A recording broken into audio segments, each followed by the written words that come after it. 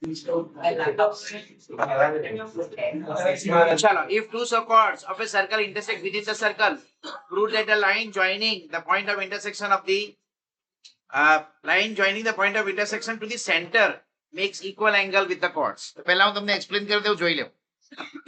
જ્યારે figure draw કરે proper મોટી ફિગર ડ્રો કરવાની. એક સર્કલ ડ્રો કર્યું અને એની અંદર આપણે બે કોર્ડ્સ, બે ઇક્વલ કોર્ડ્સ કન્સ્ટ્રક્ટ કરવાના છે.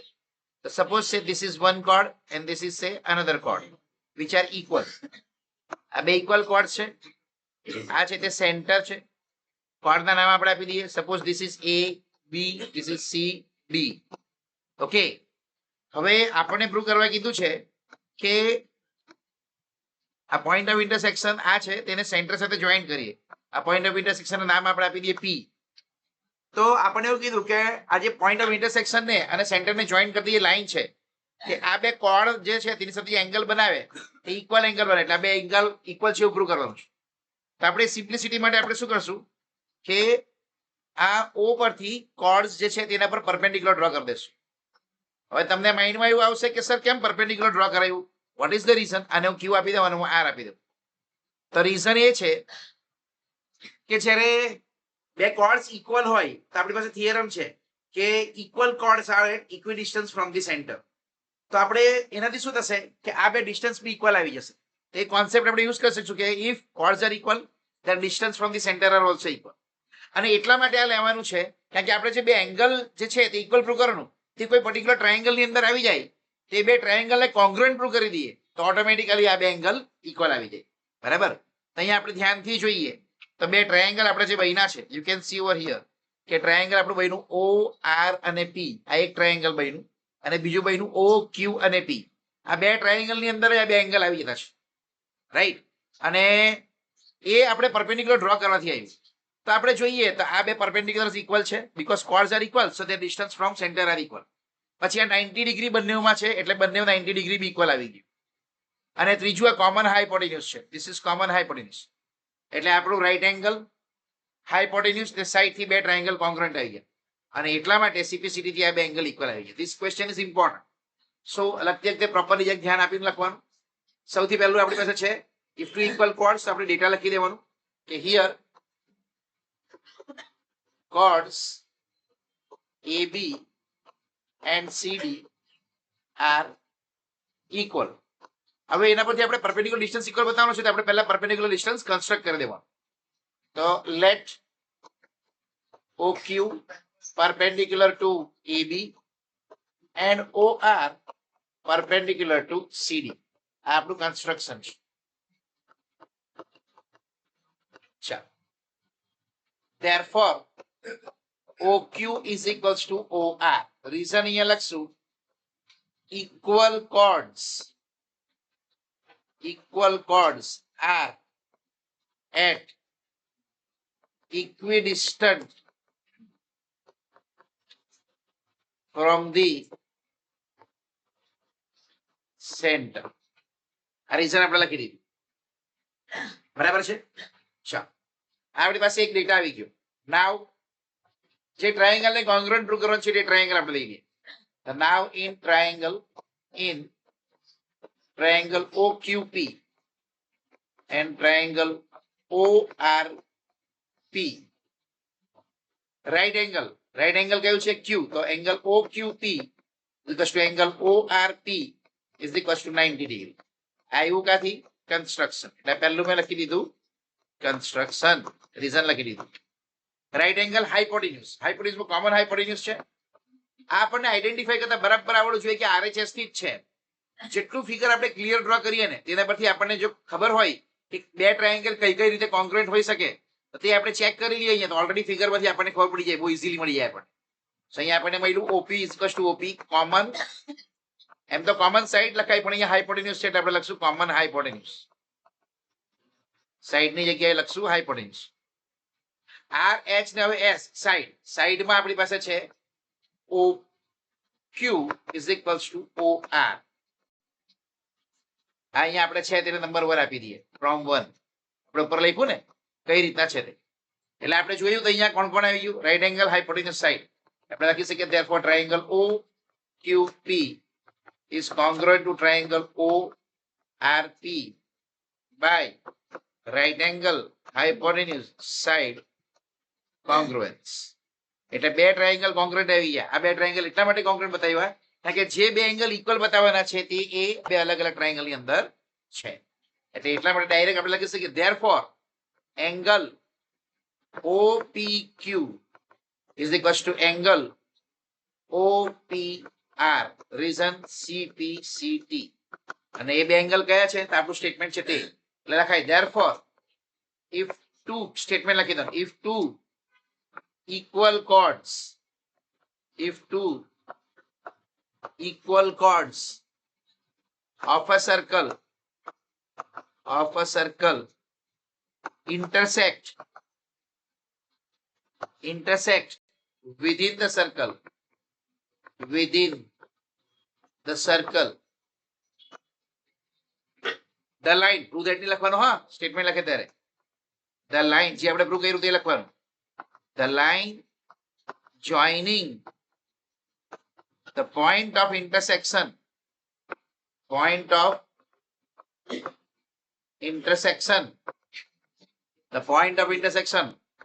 to the center makes equal angle with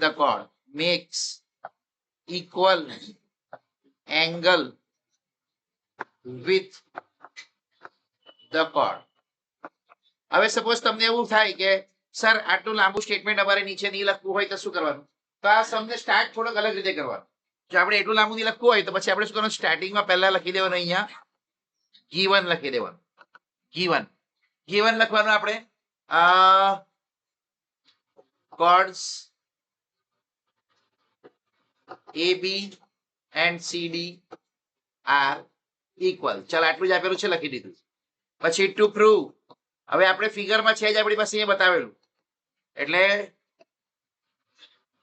as shown in figure અહીંયા લખવાનું as shown in figure and by data given આ છે ટુ પ્રૂવ આપણે પ્રૂવ કરવાનું છે angle OPQ is equals to angle OPR અને જે કન્સ્ટ્રક્શન કરવાના અહીંયા લખી દેવાનું કન્સ્ટ્રક્શન જે આપણે કન્સ્ટ્રક્ટ કરતા છે એક્સ્ટ્રા ડેટા પર ડેટા હોય તે છતાં આપણે કઈ બીજું આપણે લાવવા માટે કઈ કન્સ્ટ્રક્ટ કરવું પડે એડિશનલ વસ્તુ કે એડ કરવી પડે તેને કન્સ્ટ્રક્શન કહેવાય તો કન્સ્ટ્રક્શન છે આપણું OQ perpendicular to AB and OR perpendicular to CD આ આપણું કન્સ્ટ્રક્શન પછી જ્યારે આપણે પ્રૂફ ચાલુ કરીએ તો પ્રૂફ ની અંદર ડાયરેક્ટ જ ક્યાંથી ચાલુ કરવાનું ખબર આ અહીંયાથી ફ્રોમ ધીસ પોઈન્ટ એટલે કે હું તમને લોકોને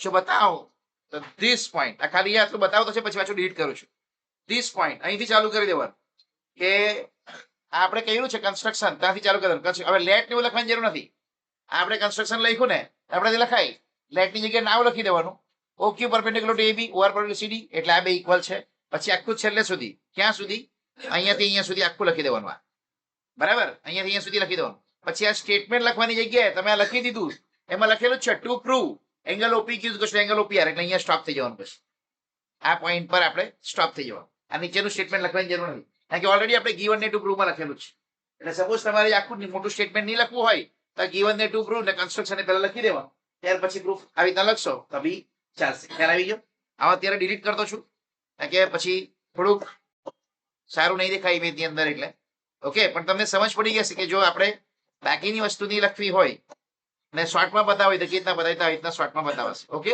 આઈ હોપ યુ અન્ડરસ્ટુડ ચાલ so this is the sum ચાલ આ સમય કહે છે કે ફોર્થ વનમાં if a line intersect two concentric circles concentric circle કોને કહેવાય કે જેના સેન્ટર સેમ હોય પણ રેડિયસ અલગ અલગ હોય તો આપણે ફિગર ની અંદર દેખાતું છે કે આપણી પાસે બે સર્કલ છે એકની ઉપર બીજું પાડેલું છે અને બંનેનું કોમન સેન્ટર છે કોમન સેન્ટર છે O જે આપણે અહીંયા બતાવેલું છે આર્યુ O is a common centre બરાબર છે અને વિથ સેન્ટર અહીંયા લખેલું છે હવે અહીંયા શું લખેલું છે જો એક લાઈન સ્ટેટમેન્ટ લખેલું છે કે if a line intersect two concentric circle એક લાઈન છે જે બે કોન્સેન્ટ્રિક સર્કલ ઇન્ટરસેક્ટ કરતું છે in the points A B C and D એટલે લાઈનમાં A B C and D તો પહેલો આ પોઈન્ટ છે આપણો A બીજો અહીંયા ઇન્ટરસેક્ટ કર્યું તો B ત્રીજો આ જે છે તે C અને ચોથું આ છે તે D આપણને કીધું છે કે પ્રૂવ કરો કે AB is equal to CD હવે નોર્મલી છે તે આપણને કેવી રીતના ખબર પડે કે આ બે ઇક્વલ આવશે?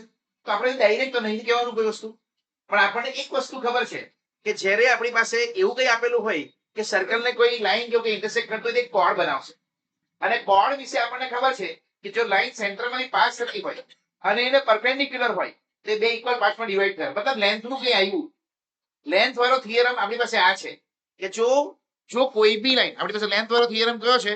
લેન્થ વાળો થિયરમ એવો છે કે કોઈ બી લાઈન જે સેન્ટરમાંથી પાસ થતી હોય અને જે કોર્ડને એ પરપેન્ડિક્યુલર હોય, કોર્ડને એ પરપેન્ડિક્યુલર હોય આવી રીતના, સપોઝ આપણે એમ પોઈન્ટ લઈ લીધા, એમ કોર્ડને પરપેન્ડિક્યુલર હોય તો આ અંદરનું સર્કલ જે છે, નાનું સર્કલ, બરાબર છે, તેની કોર્ડને બાયસેક્ટ કરે એટલે આ બે ઇક્વલ થઈ ગયા. ધેટ ઇઝ તમારી આ લેન્થ ધીસ અને આ લેન્થ ધીસ બે ઇક્વલ થઈ ગઈ. અને જો આપણે એ જ વસ્તુ આપણે એવું કરીએ કે અંદરનું સર્કલ આપણે કન્સિડર નહીં કરીએ અને બહારનું સર્કલ આપણે કન્સિડર કરીએ તો આ શું થશે? જો અંદરનું સર્કલ આપણે કન્સિડર નહીં કરીએ અને બહારનું સર્કલ આપણે કન્સિડર કરીએ તો કોર્ડ કેવું થઈ ગયું તમારું? આ કોર્ડ AM, ધીસ AM અને આ DM, તો એ કોર્ડ બી ઇક્વલ થઈ. આપણે એને છૂટું જોઈએ. ચાલો અહીંયા છૂટા ફિગરમાં જોઈએ કે સપોઝ આપણે એક ફિગર ડ્રો કરી છે. આ રીવા છે સર્કલ, બરાબર છે, આ અંદરનું સર્કલ છે માની લો, અને આપણી પાસે છે લાઈન જે છે, લાઈન અંદરનું સર્કલ છે અને લાઈન જે છે તે આ છે, ધીસ ઇઝ લાઈન. હવે આ અંદરનું સર્કલ છે એટલે અંદરના પોઈન્ટ કયા કયા છે? B અને આ C, બરાબર, અને આ આપણું પોઈન્ટ છે સેન્ટર O. હવે હું આના પરથી પરપેન્ડિક્યુલર ડ્રો કરું જે M છે આ, તો આ બે ઇક્વલ થઈ ગયા because line passing to center perpendicular to the chord bisects the chord. એટલે આ BM is equals to CM થઈ ગયું, BM equals to CM થઈ ગયું. હવે એ જ વસ્તુ છે તે આપણે મોટું સર્કલ કન્સિડર કરીએ. હું અલગ કલરથી ડ્રો કરતો છું. આપણે મોટું સર્કલ કન્સિડર કરીએ. આ મોટું સર્કલ છે બહારનું, આ બહારનું સર્કલ છે અને એને ઇન્ટરસેક્ટ કરતી લાઈન જે છે તે આ છે, બરાબર ને? સેમ આ એ જ લાઈન છે, પણ એ કયા પોઈન્ટમાં ઇન્ટરસેક્ટ કરતી છે? તો પોઈન્ટ A અને પોઈન્ટ B માં. તો આ પોઈન્ટને આપણે A લઈ લઈએ અને આ પોઈન્ટને આપણે D લઈ લઈએ, બરાબર, અને આ સેન્ટર છે આપણું O. સેમ એ જ લાઈન છે એટલે આપણે એના પર જે પરપેન્ડિક્યુલર ડ્રો કર્યું આ પોઈન્ટ એમ જ હોવાનો છે બીકોઝ સેમ જ લાઈન છે. એટલે આ AB અને BC બંને સેમ લાઈન છે એટલે પરપેન્ડિક્યુલર બી સેમ જ હોવાનું એની પર. એટલે OM પરપેન્ડિક્યુલર ડ્રો કર્યું તો એના પરથી આપણી પાસે શું આવ્યું કે આ જે છે ધીસ વન AM અને DM ઇક્વલ આવ્યું. કેમ? Same reason, line passing through centre perpendicular to the chord bisects the chord. એટલે આપણને મળી ગયું અહીંયા AM is equal to DM મળી. હવે આપણે આ બેનો યુઝ કર્યા, બે ડેટાનો યુઝ કરી આ બેને આપણે કમ્બાઈન કરી દઈએ. આ બંનેને આપણે જો કમ્બાઈન કરી દઈએ, આ વસ્તુ જે છે તેને આપણે કમ્બાઈન કરી દઈએ અહીંયા આવી રીતના, આવું લાઈક ધીસ. થોડુંક ટફ છે સમજવા માટે, મીન્સ કે થોડુંક આવી રીતના આપણે આમ કરીને એડજસ્ટ કરીને આમ કમ્બાઈન કરી દઈએ આપણે આવી રીતના આમ આવું, તો થોડું ઘણું આપણે મેચ થતું જેવું દેખાશે તમને, બરાબર? આવી રીતના આવું કઈ જે ફિગર આવ્યું છે તે આવ્યું છે. એટલે આપણે એવી રીતના ડેટા આવ્યો તો આપણે કરી શકીએ કે આપણી પાસે ડેટા કયું આવી ગયું. તો ઉપરના પ્રમાણે મીન્સ કે નાના સર્કલ પ્રમાણે ડેટા આવ્યો BM is equals to CM અને મોટા સર્કલના પ્રમાણે ડેટા આવ્યો AM is equals to DM. આ બે ઇક્વલ આવ્યું. હવે આપણને AB અને CD જોઈતું છે, બરાબર ને? AB અને CD. તો આ મોટું છે ને AM આટલું છે આખું છે, તેની અંદર AB બી આવી ગયું અને BM બી આવી ગયું. તો AM ને આપણે લખી શકીએ AB પ્લસ BM, લખાય આપણાથી. તેવી જ રીતના DM જે છે તે આખું છે ફૂલ, આ ને એક જ લાઈન પર છે ત્રણ પોઈન્ટ, એટલે આપણે લખાય DM ની જગ્યાએ લખાશે CM પ્લસ DM. રીઝન શું છે? A B M are collinear આ જ ઓર્ડરમાં અને M C D are collinear આ બી સેમ ઓર્ડરમાં છે, એટલે આપણે આવી રીતના લખી શકીએ, બરાબર? હવે જો BM ને CM ઇક્વલ છે જ તો આ BM ને CM કેન્સલ થઈ ગયું કારણ કે બે ઇક્વલ છે એટલે આપણી પાસે જે રહી ગયું તો કેવું રહી ગયું? AB is equals to હા CD આવશે. કેમ અહીંયા DM લખી દીધું બાય મિસ્ટેક મેં? રાઈટ માય મિસ્ટેક છે. અહીંયા CD આવશે ને, CM plus CD, CM plus CD, right. એટલે આ CD રહી ગયું એટલે AB equals to CD આવી, બરાબર? ચાલો હવે આપણે એને સમના ફોર્મમાં પ્રોપર ફોર્મમાં લખવાનું હોય ને તો આપણે આ આપણું અન્ડરસ્ટેન્ડિંગ માટે છે, હેશટેગ અન્ડરસ્ટેન્ડિંગ માટે, બરાબર ને? આપણે સમને પ્રોપર ફોર્મમાં લખવું હોય તો કેવી રીતે લખશું? આપણે અહીંયા લખશું. જુઓ પહેલા શું કીધું મેં તમને કરે સમના આખા સ્ટેટમેન્ટ છેલ્લેથી લખવા હોય તો આપણે given ને ટુ પ્રૂવ ના ફોર્મમાં લખવાનું છે. તો આપણે અહીંયા given ના ફોર્મમાં લખશું given. ચાલો પહેલામાં given જે છે તે શું છે કે line intersects two concentric circles in A, B, C and D. To prove two prove માં શું આવશે AB is equals to CD. Okay, હવે પ્રૂફ પહેલા મેં તમને કીધું પરપેન્ડિક્યુલર ડ્રો કરવા છે એટલે કન્સ્ટ્રક્શન. તો આપણે અહીંયા પહેલા લખશું કન્સ્ટ્રક્શન. કન્સ્ટ્રક્શનમાં આપણે શું કરતા છે OM પરપેન્ડિક્યુલર ટુ AB કેવું CD કેવું એકની એક જ વસ્તુ છે. OM પરપેન્ડિક્યુલર ટુ AD લખીએ આપણે, OM પરપેન્ડિક્યુલર ટુ આપણે AC લખીએ, AB લખીએ, બધું એકનું એક જ છે. બરાબર છે. હવે પ્રૂફ ની અંદર શું આવશે ફોર સ્મોલર કાં સ્મોલર ની જગ્યાએ આપણે ઇનર સર્કલ લખી શકીએ. ફોર ઇનર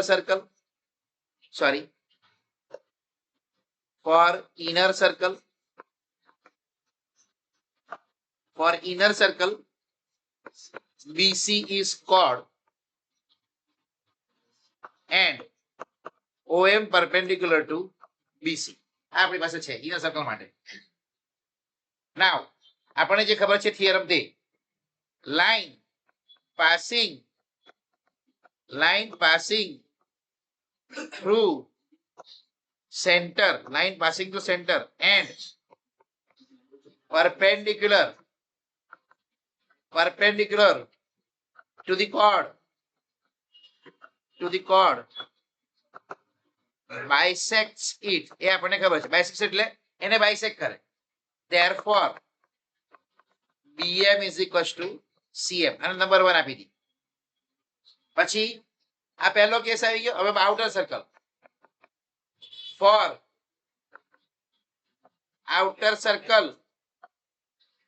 સર્કલ માટે AD is chord and OM perpendicular to AD. therefore હવે ડાયરેક્ટ આપણે લખશું કે AM is equals to CM. BM is equals to BM. રીઝનમાં as in 1. જે 1 માં રીઝન છે કઈ રીઝન છે સેમ કે line passing through centre perpendicular to chord bisects it એટલે સેમ રીઝન છે એટલે as in 1 મે લખી દીધું. બરાબર આ ચાલો એટલે 1 અને 2 પરથી આપણને બે વસ્તુ આવી મળી. હવે એ જ વસ્તુ જે છે જે આપણે અહીંયા લખેલી છે over here you can see over here કે આપણે જ્યાં લખ્યું છે આની અંદર એ જ વસ્તુ યુઝ કરવાના છે. બરાબર ને. તો આપણે એક કામ કરીએ, હવે જે આ એક્સ્ટ્રા જે છે તે હું અહીંથી કાઢી લઉં છું. આ જે એક્સ્ટ્રા જે છે ફિગર જે કમ્બાઈન કરીને મેં તમને સમજાવવા માટે બનાવેલું હતું તો હું અહીંયાથી કાઢીને સાઈડ પર લઈ જાઉં છું. ઓકે, અને આ જે છે જે આપણને જરૂર છે તેને થોડુંક આ બાજુથી લખી દઉં છું. ઓકે, એટલે મેં આ પાર્ટ્સ પાડ્યું તો સેમ વસ્તુ છે જે આપણે કરવાનું છે તે અહીંયા મેં આ પાર્ટ પાડી દીધું. ઓકે, ચાલ હવે આપણે હું કાઢી નાખું છું. આઉટિંગ જે છે આઉટર જે બનાવ્યું છે તે મેં કાઢી નાખ્યું. બરાબર.